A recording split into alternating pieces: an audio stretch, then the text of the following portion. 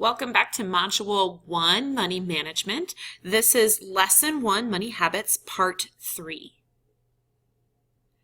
I want you to think about this scenario. If you had all of your bills paid and you found an extra $100, what would you spend it on?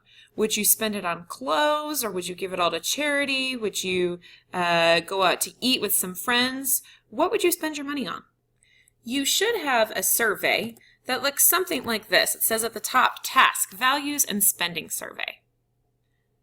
So I want you to take a moment, read the directions to yourself. I'm going to read them aloud.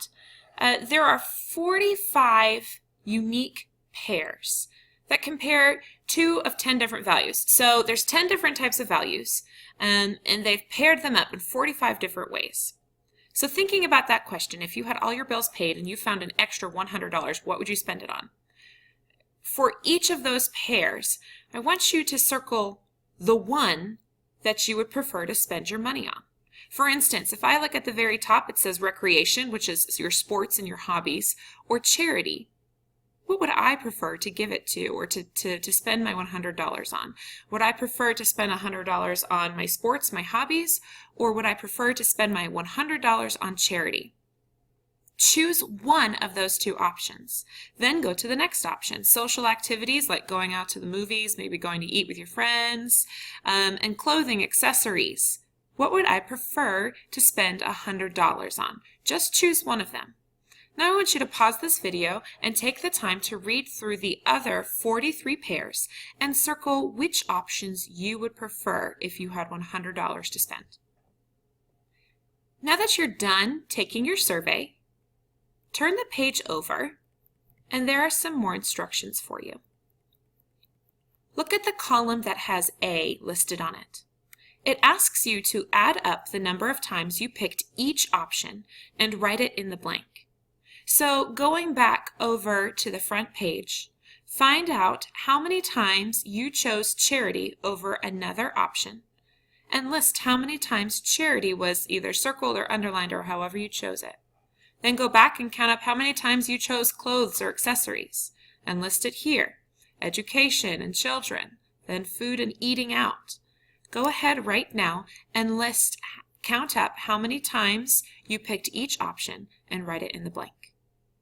While you do that, make sure you pause your video.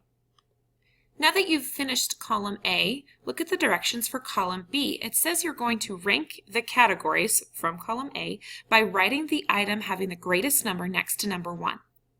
If there's a tie, write the items in the order of your choosing. So for instance, let's say I chose food and eating out 10 times, and that was the biggest number in column A. Then food and eating out would go on line number 1.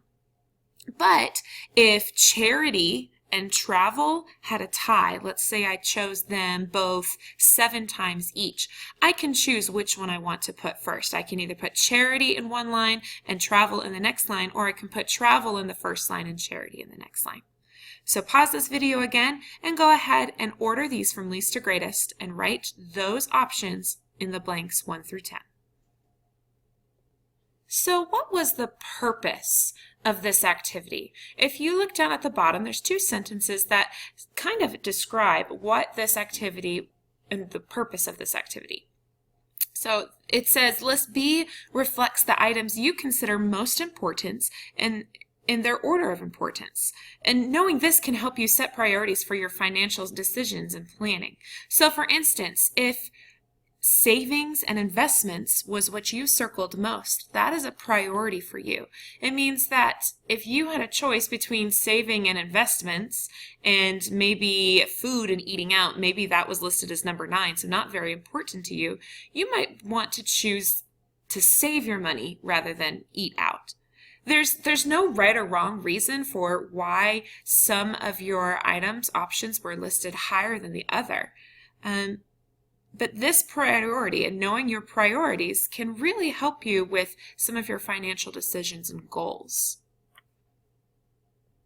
Now that our survey is complete, I would like for you to turn to page 12 in your student guide and read about valuing your values.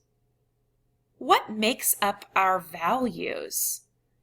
Well, you're going to find out through your reading that experiences, the things that have happened in your life, as well as influences from your family and friends, and your beliefs all come together to show you what you value, what's important in your life and in your decisions and money spending habits.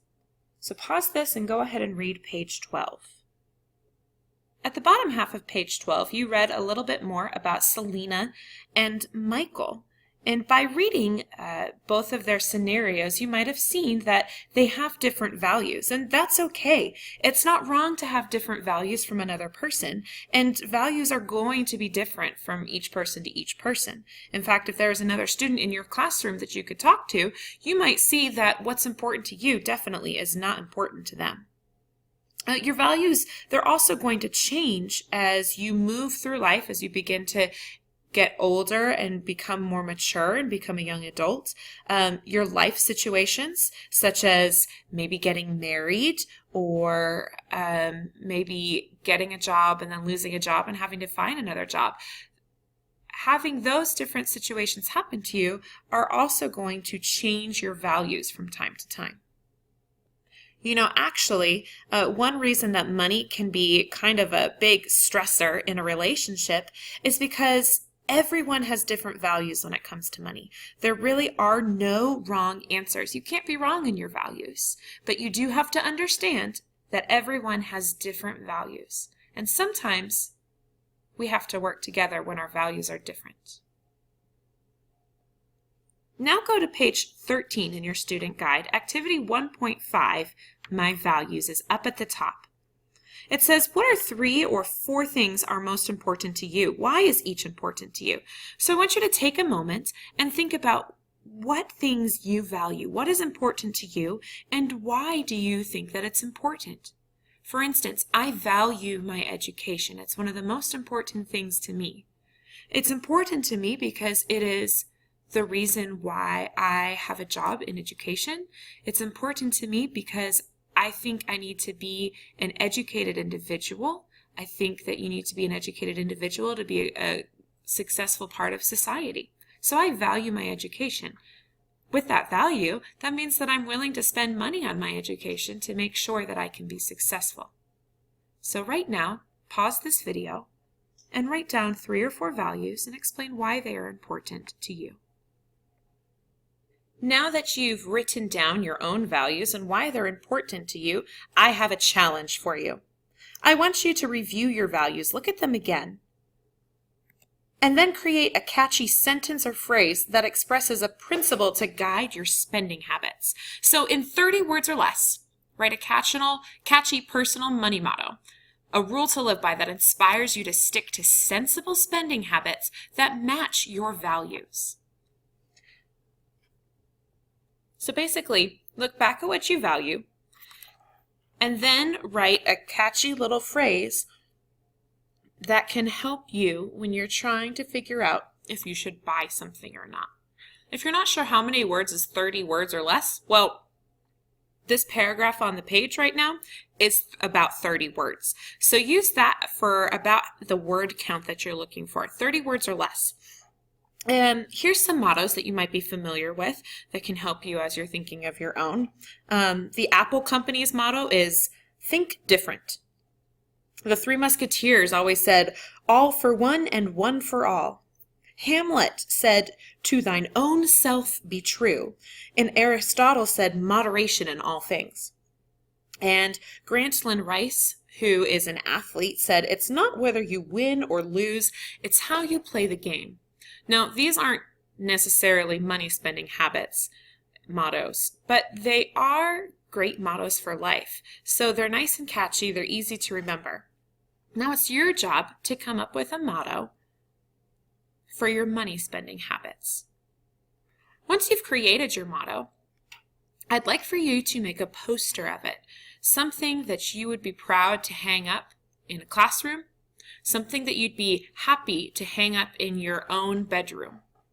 So, right now, go ahead and pause this video, think about your values, create a motto, and then make a poster for it.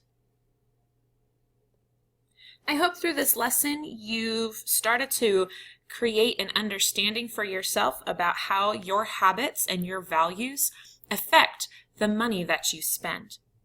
You have 2 assignments that I'm going to give you that you're going to take home and do for this lesson as well. And you'll have plenty of time to make sure that you get them done.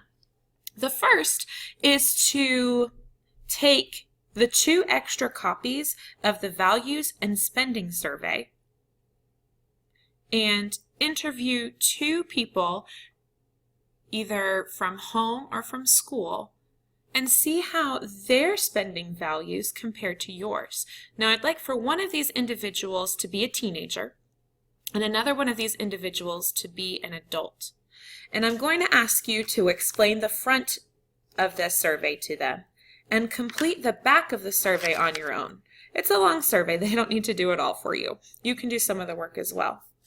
Once you've completed the surveys for the teenager and for the adult, look at the differences between your column B and their columns B. Some of the values may be very similar, but I can pretty much guarantee that you're going to find a lot of differences between your values and their values. On the learning plan page in your notebook, down at the very bottom, it says taking it home. That is the assignment that I'm asking you to do, where you give the survey to 2 different people. After you've given the survey to 2 different people, I'd like you to answer these questions. One question says, at the very bottom, it says, in what ways do you share the same spending and money values? That's what you're looking at comparing the B column. Same with in what ways are you different? Then the last question is probably the most important. It says, how can this information help you better understand where the other is coming from when it comes to spending money? How can this information help you understand each other's values? That's what that question's asking. So once you have compiled the survey and figured out all this information, answer those 3 questions. The second assignment I'd like for you to do is the further study. Now, this is something that we're going to take about 2 or 3 weeks, depending on how much time we need for you to do this project. The further study on the student learning plan, down at the bottom, it says, how do you spend your money? You know, the more that we know about our habits, the better informed we are to create a budget that we can stick to and use in our future. It helps us with saving as well. So this says for the next week, I would like for you to do it for at least 2, if not 3 weeks. We're going to track everything you spend. Now, I've created a nice little booklet for you that you can take with you, or that you can just save your receipts, and then we can tally up and put all that information into this booklet. The bottom says to compare your actual spending to your money model, which you're about to write if you haven't already, and your values spending survey results. Do your spending habits match your values? Yes or no? So if you look in your notebook, you will find both of these assignments for you.